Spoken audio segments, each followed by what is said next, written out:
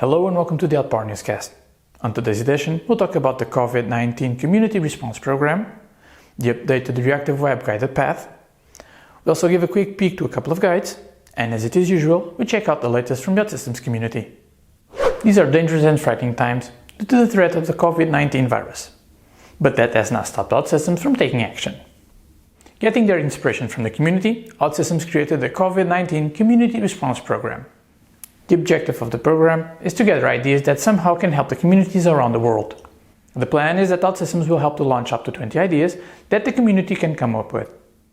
OutSystems will provide support with the following points: free access to enterprise-grade level software, capable of handling large projects for the duration of the pandemic, dedicated full-time OutSystems community team advocates to enable, coach, and work with the OutSystems developers on these projects. For you to participate on this program, you can start by posting your idea and let the community vote and give feedback. Review the ideas from the other community members and vote for the ones that you like the most. And final but not least, help to spread the word on this program with your colleagues and friends to expand the reach of these ideas. If you have any doubts, you can check the frequently asked questions page that can be accessed on the page below. If you haven't found the answer that you need or just want to leave a comment, you can email OutSystems with the following email. For more information on this, you can visit the post at this page. The guided path to become a reactive web developer has recently received an update. New content has been added and some of the existing one has been updated. In the existing course, we can count with the updates on the following topics: how to create and use actions, how to control authorization in logic. And we also can count with the new following ones: reactive web debugging, reactive programming model, client variables and site properties, pagination and sorting. If you wish to find more about this course, you can find a forum post at this link. Now let's jump over to our hints and how-tos. This week on Hints and How-Tos, we start with a quick tip on how to auto-refresh a mobile screen.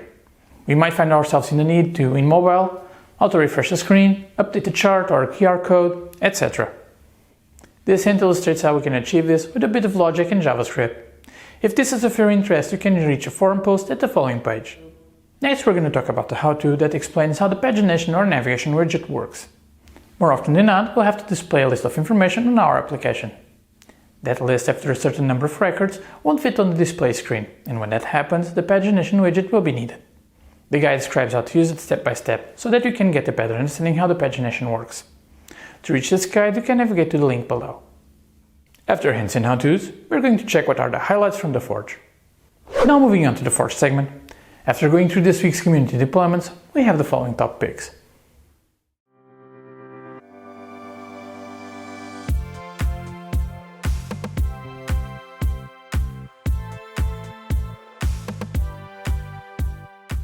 And now in our final segment, let's go over to the idea of the week. On the idea segment, this week we start with an idea that relates to the previously mentioned COVID-19 Community Response Program. The idea for this program that has picked up more interest was the idea by the community member Nuno Santos. He proposed a multilingual app that allows the government to manage the resources that the hospitals need the most.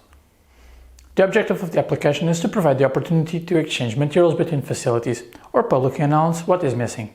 This way creating opportunities for the companies that have those materials to supply them faster.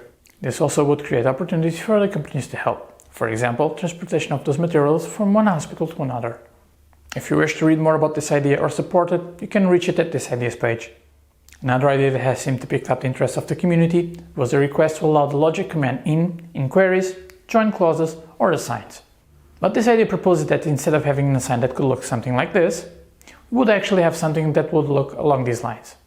To provide your feedback or read a bit more on this, you can reach the idea at the page below. And with that, we wrap up today's edition of the newscast. Thank you very much for watching, and please join us next time for more OutSystems news by OutPower. Have a good day.